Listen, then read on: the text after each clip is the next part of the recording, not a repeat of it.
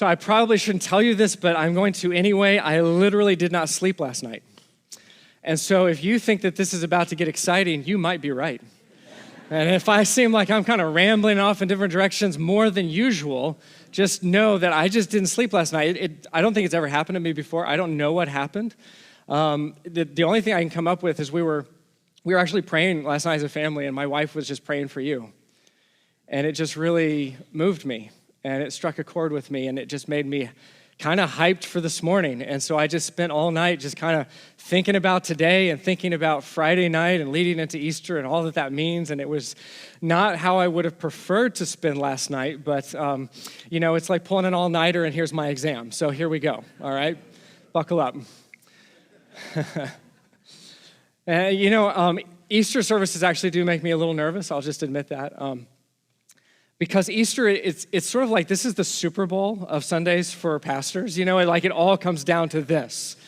And so all over the world, I'm telling you, leading up to today, there have been pastors all over the world, and they've been agonizing over their messages and their services, and they just want everything. We just want everything to be perfect. And it's actually making me more nervous just to talk about it, so I'll just stop there.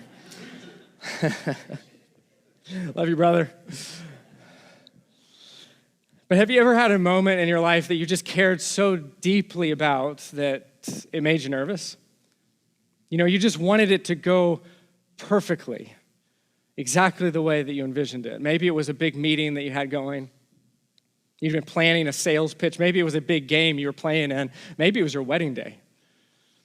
And you were just hoping that everything would turn out exactly the way that you wanted, that you would make a killer sale, that you would make the play that wins the game, that your crazy aunt wouldn't ruin your big day. Right?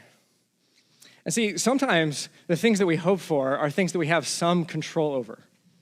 There's something we can do to hopefully set them on the trajectory that we want, but sometimes we're just hoping.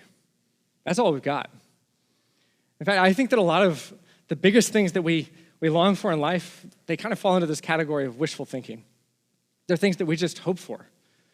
And we hope that in our lives we'll find meaning and purpose, but we don't even really know what that means. We hope that we'll find love and happiness, but we don't always know where to look. We hope that we will have good lives and it won't be as bad as it could be, but there's a part of us that just knows that that's not really up to our control. And see, it's not really hope because hope has something tangible and real behind it. Wishful thinking is just sort of out there. You're just wishing because, hey, it's better than giving up. And see, the problem with wishful thinking, if that's all that it is that wishful thinking doesn't change anything.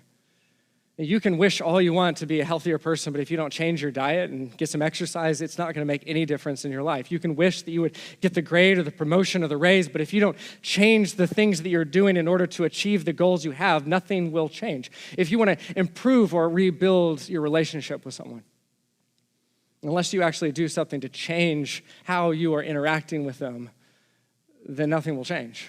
You'll never repair that relationship. As wishful thinking doesn't solve, it doesn't improve, it doesn't fix anything. But see, hope is different. Hope, the way that the Bible talks about hope, is real. It's not just passive wishing.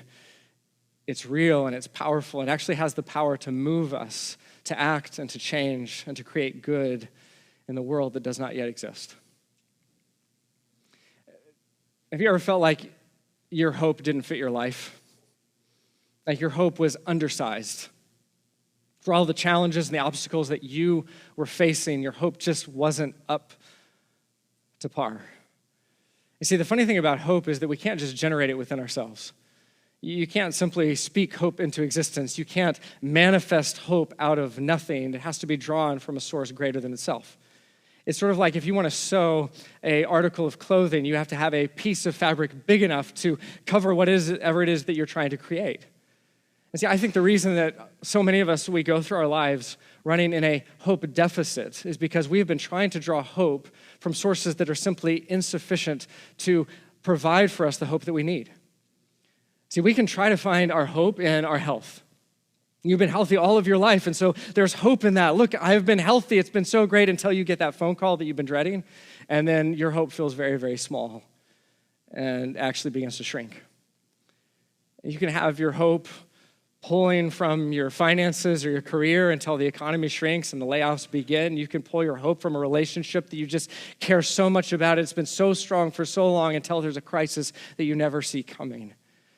And see, so many of us will live our lives out of this hope deficit because we are pulling from sources that eventually run dry. And what we need is a source that's greater than all that we need. And when Jesus walked out of that grave almost 2,000 years ago, he gave us the greatest source of hope imaginable. It was so great, in fact, that it literally changed the course of human history. And it gave the real world real hope, not passive wishful thinking, but real hope for the world, that good could overcome evil, that love could conquer all, that death isn't the end. But if you're actually going to appreciate the enormity of the hope that Jesus' resurrection provides, you actually can't start there. Because the size of your hope always matches the size of your faith. And so if you have very small faith, if you only believe that small things are possible, then your hope will remain very small. But if you believe that amazing, great things are possible, then your hope will be very large indeed. And so if we want to embrace and to grasp, to fathom the immense hope that God wants us to have, then we actually have to begin not with the resurrection, but before that. We have to begin with the tomb, with the body, so that we can see that the impossible is possible. So Matthew, in his account, he tells us in chapter 27 that after Jesus has been killed, this is what happens. So Jesus has died, he's breathed his last, he's hanging on the cross, and then Matthew tells us this: as evening approached, there came a rich man from Arimathea named Joseph, who had himself become a disciple of Jesus. And going to Pilate, he asked for Jesus' body. And Pilate ordered that it be given to him. Now, here's what we know about Joseph. He was a member of the Sanhedrin, which by and large was opposed to Jesus. They were not on Jesus' side on the whole, but Joseph, somehow at some point, he has actually become a follower of Jesus. And so he goes to Pilate because he cares about Jesus, and Jesus is hanging dead on a cross, and he asks Pilate for his body. And for Pilate, understand, this is kind of a savvy political move. Because when a member of the Sanhedrin, which is like the political religious elite of the day of Jerusalem, when a member of the Sanhedrin comes and asks you for a favor, if you can grant it, why not? And hey, Jesus is dead. Who cares what happens to the body? So sure, you can have the body. And for Joseph, for him, maybe he had been afraid to be public about his allegiance to Jesus, but now what did it matter? Jesus is dead anyway. What difference does it make? And so Joseph took the body and he wrapped it in a clean linen cloth and placed it in his own new tomb that he had cut out of the rock. And he rolled a big stone in front of the entrance to the tomb and went away. Mary Magdalene and the other Mary were sitting there opposite the tomb. Wouldn't you like to be the other Mary? Mary Magdalene and, that other person, her name was Mary too. Matthew's going to have some answering to do later. Mary Magdalene and the other Mary were sitting there opposite the tomb. And they're the only ones there. There's no disciples. Because if you go back a few chapters and you see Jesus in the Garden of Gethsemane, Matthew tells us that when Jesus is arrested, at that moment, those disciples, those hand-picked men, that crew that he had, they bailed. They deserted him. And they ran away. And so all who's left are the two Marys sitting opposite the tomb. It's easy to give the disciples a really hard time, isn't it? We kind of like to make fun of the disciples. I mean, those cowards, they just ran off. But the more I've thought about it, I'm pretty sure that's what I would have done as well. How about you? Because just put yourself in their shoes for a moment. Jesus is in the garden. Roman soldiers come, and he is arrested by the greatest military and political force in the world. And he's put into the hands of the religious leaders, the chief priests and the scribes and the Pharisees. These are the religious elite, the political elite. They hold all of the cards. They have all the power. And so what are they really going to do to stop anything that's happening here? And not only that, but those religious leaders, they're not stupid. They know exactly what they're doing. And so they sort of expedite the whole process. And they do it all in the dead of night. Lots of secrecy. They actually break all kinds of rules about how someone should be tried in order to make sure that nobody knows what's really happening. And so they create this sort of trumped-up trial situation with trumped-up charges, and then they manipulate Herod and Pilate into giving them the verdict that they want. And before anybody even knows what's happening, as all this is done in the dead of night, before anyone knows it, Jesus is already out in public being flogged and denounced as a heretic and a blasphemer, as an enemy of Rome. And is being done in this crowd of people who the Pharisees and religious leaders have worked up into a bloodthirsty frenzy, crying, "Crucify him." And see, if the disciples at that moment had chosen to be heroic, like they could have stood there, they could have voiced their support, and they probably would have been torn limb from limb, or maybe been forced to carry crosses of their own. And so they did what any of us would do. They hid, and they hoped for a miracle. But there was no miracle. When Jesus died on a cross outside of the city, and whatever hope they had for him and who he was and what he would do, all of that hope died with him. And the next day, the one after preparation day, the chief priests and the Pharisees went to Pilate.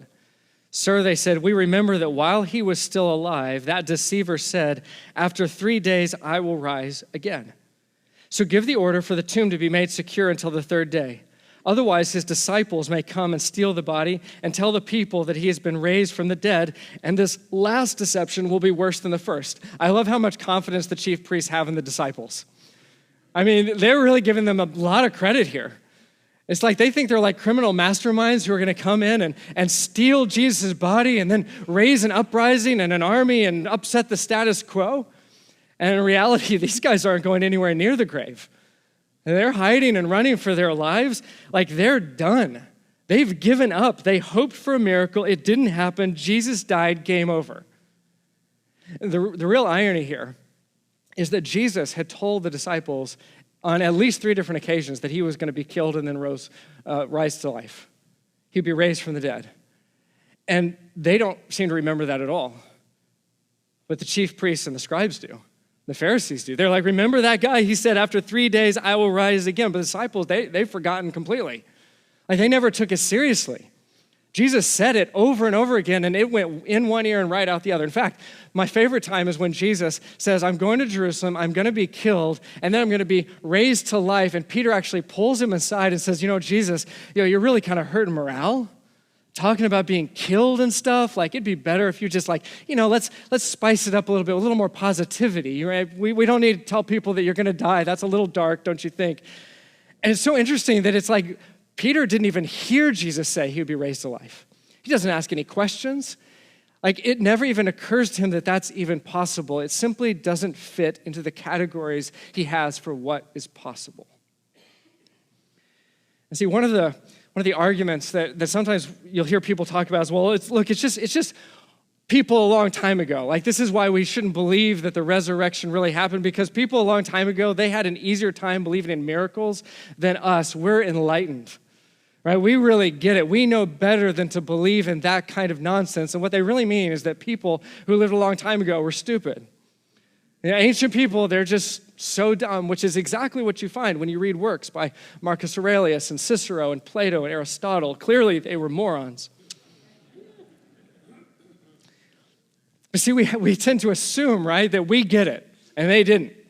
And they believed all kinds of crazy things, like people just rising from the dead anytime. But when you actually look at the pagan and religious texts of that day, you don't find that anywhere.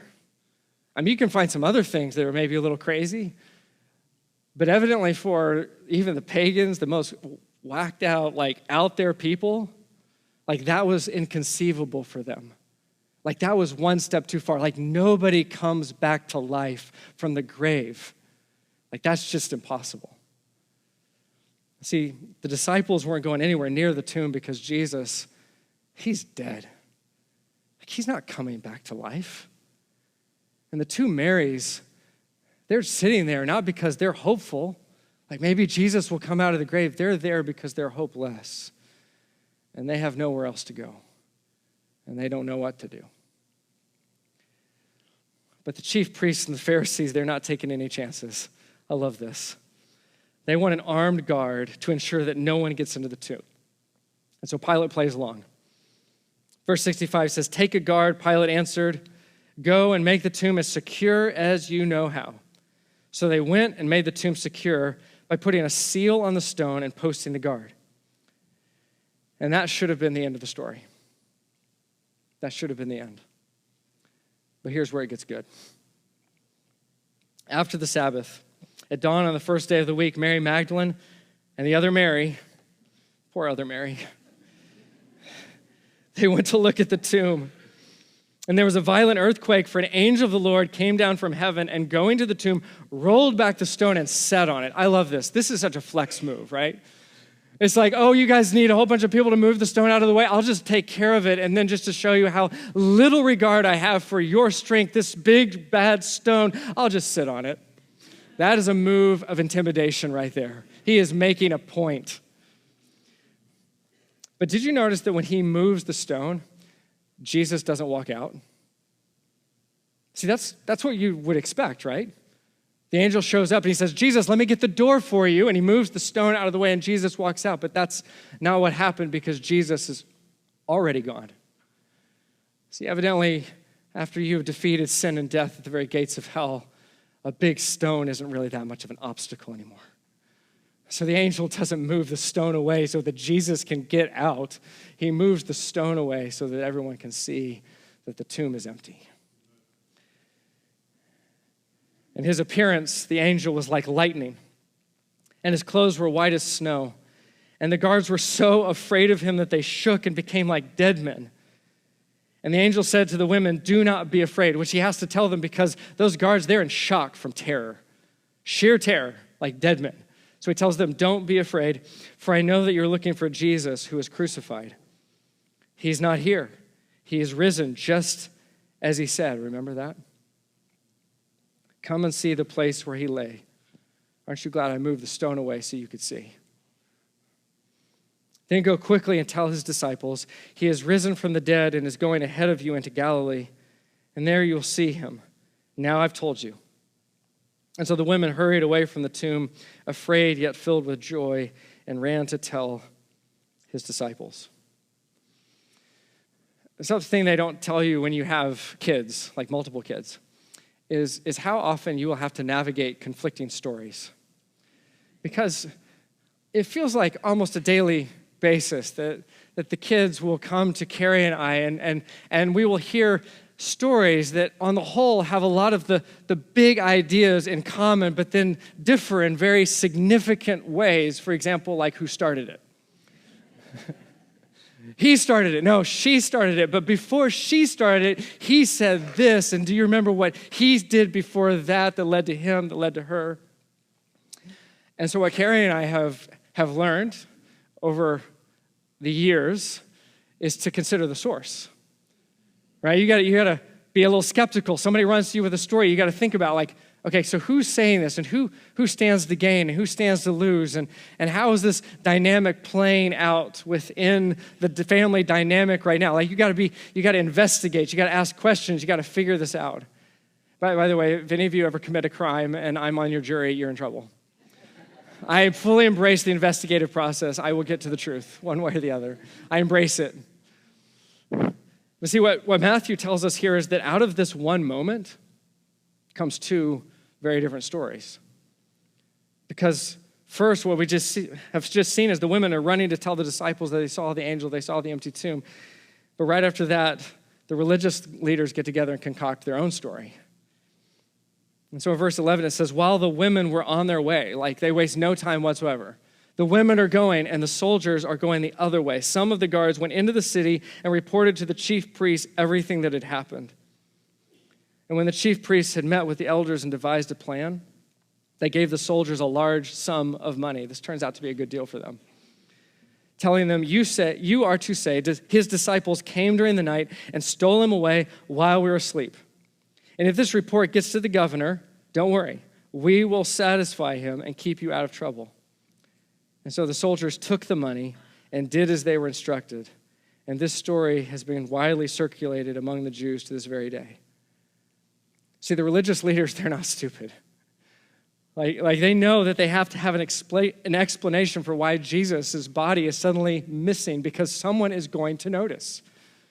You're not going to be able to keep this under wraps. I mean, at this very moment, these women are running to tell the disciples, and this whole thing is about to explode. Like, it's going to hit the news media. It's going to be on social media. It's going to be all over the place. Everyone's going to hear their side of the story, so they need a different one. They need a different story to concoct.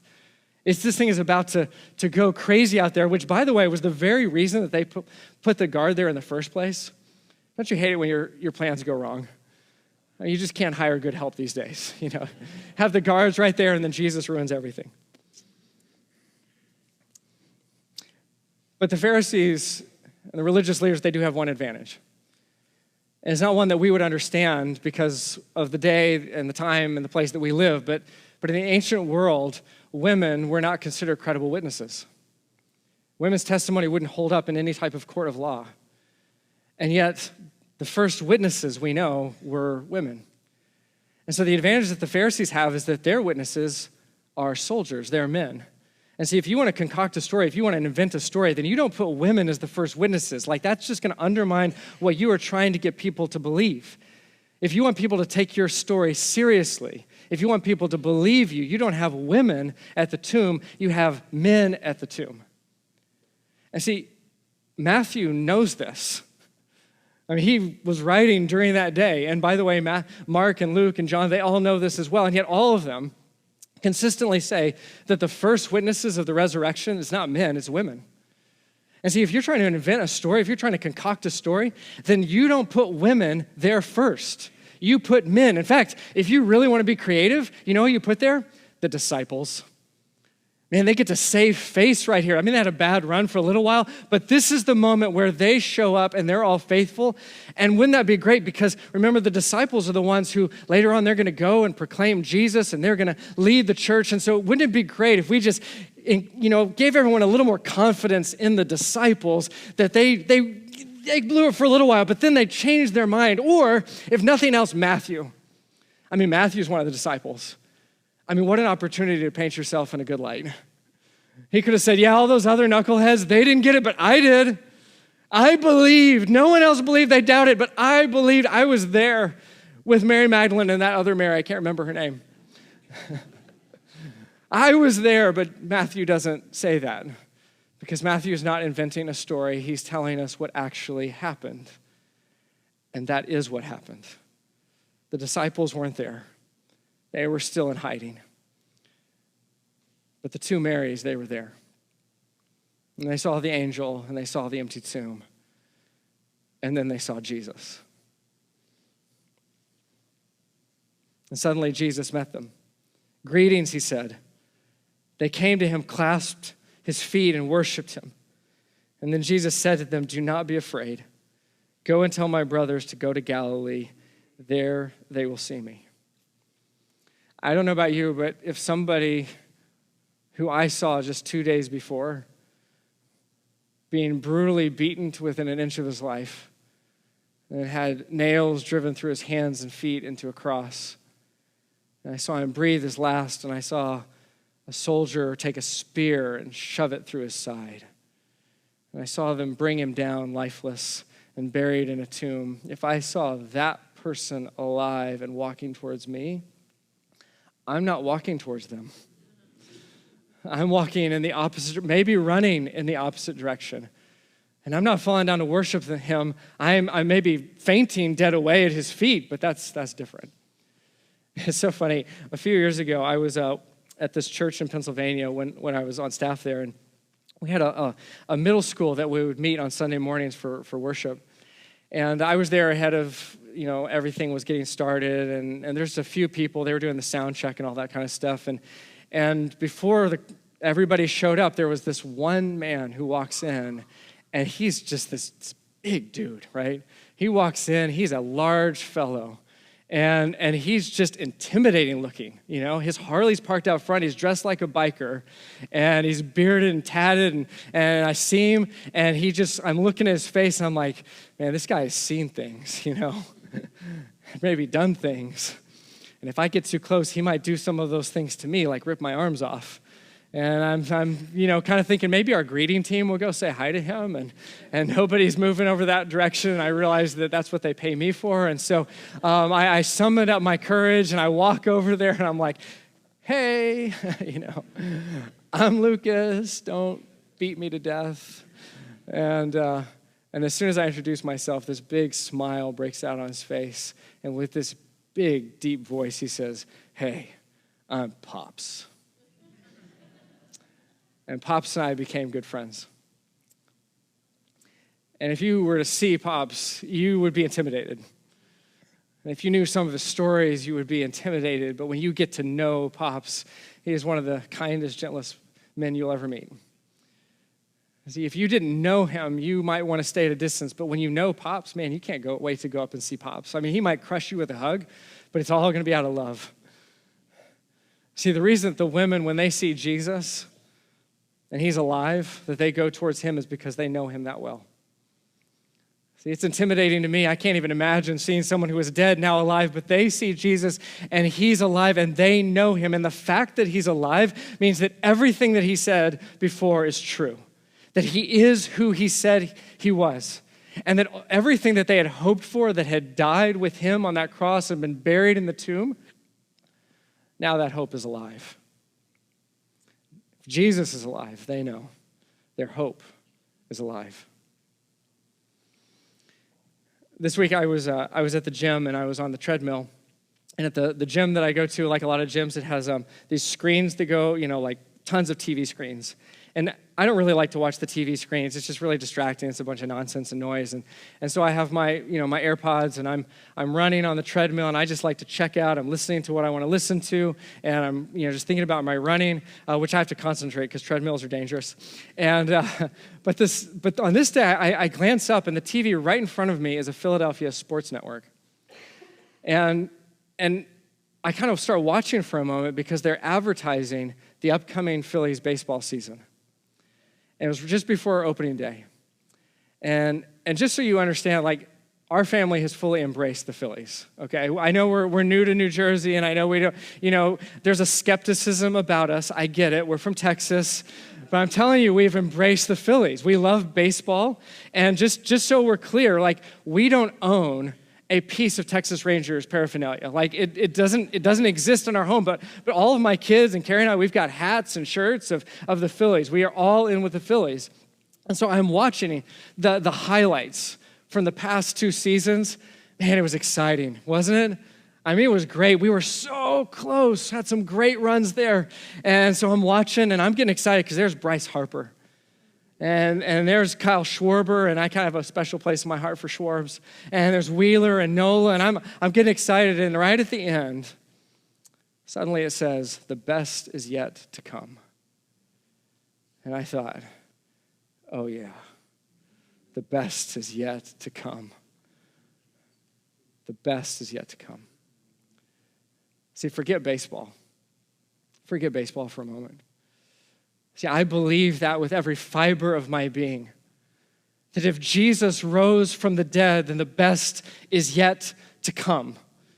See, the reason that the women fell at his feet and they grabbed hold of him and they worshiped him is because if he's alive, then death couldn't even hold him. If death can't win, then anything is possible. That wasn't the end. That was just the beginning. The best was yet to come. And see, the reason that I have hope, even though I look at the news just like all of you and I see all the ugliness in the world and how horrible people can be and how we treat one another, the reason I have hope is not because I hope because of what the news that I see. The hope I have is because I believe that the impossible is possible for God. I believe that he is the one who raises dead people to life and raises hearts to life and raises love to life and raises hope to life. Everything that dies over time that the world steals from us, that God brings it all back to life. And that's why we have hope. Otherwise, there is no source that could possibly give us the hope that we need. And so listen, I don't know what condition your hope is in this morning. I don't know if you're running a hope deficit. I don't know if your hope is hanging by a thread. I don't know if it's dead in the water. I don't know if it's just wishful thinking or delusional at this point. I don't know. But hear me, I'm telling you, if Jesus is alive, then you have hope today. You have a reason for hope today. If Jesus is alive, then we have hope that this isn't the end. We have hope that good will prevail, that love conquers all, and that not even death can stop us. If the tomb is empty, church, listen to me, if the tomb is empty, then we should be the most hopeful people in the world. Like, we should walk out of this place emanating hope. We should walk out of this place into a world desperate for hope, radiating hope that the world needs. Because if Jesus is alive, our hope is alive. And the best is yet to come.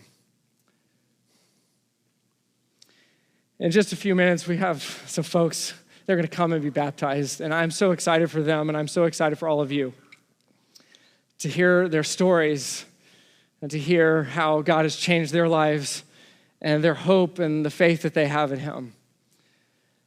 But I love that moment where Matthew describes the women as they're going to tell the disciples. He says that they're afraid and yet they're filled with joy.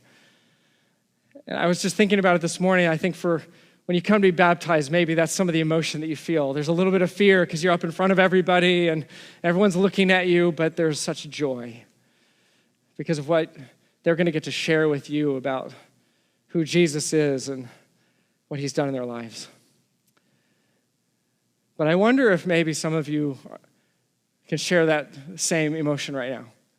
If maybe some of you feel a little bit of afraid that this could all be true. You've never really thought about it.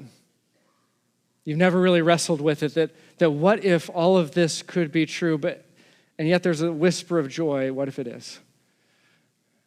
What if there's hope that not even death can defeat?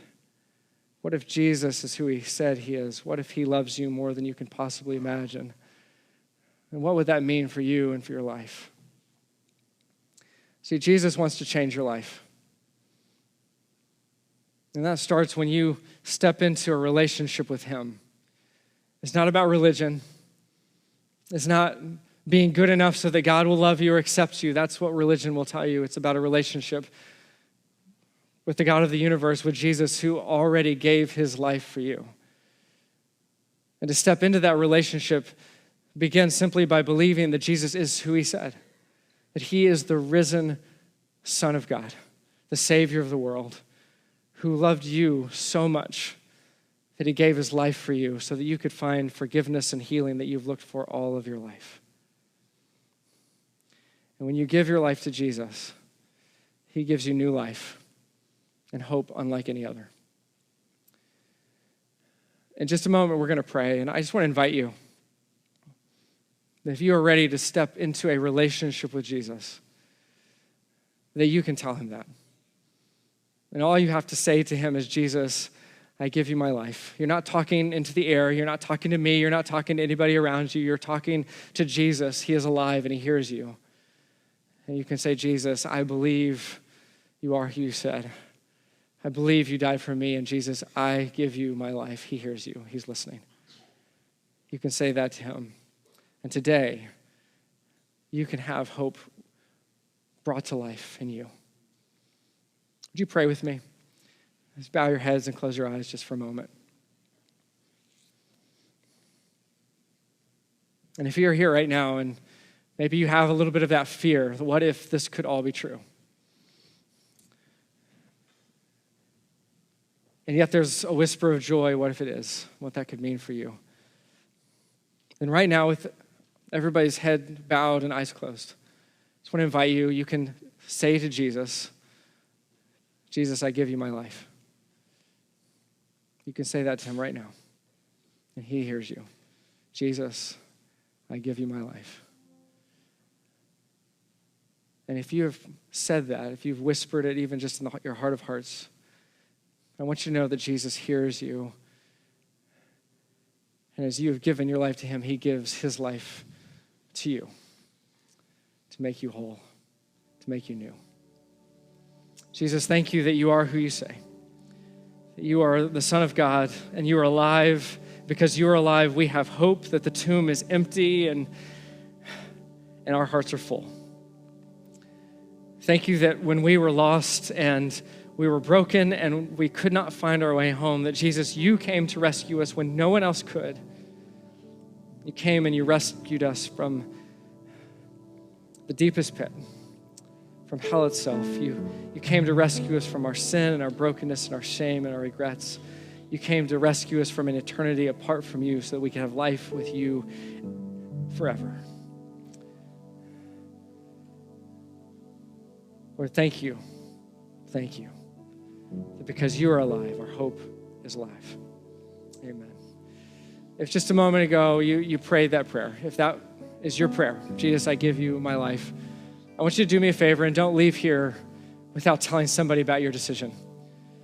And then we're going to have a pastor down at the welcome table. When you first come in the entrance, we'll have somebody else up here. And if you made that decision, please don't leave here without telling someone of your decision, that today you gave yourself to Jesus because you've just started a new journey, a new life.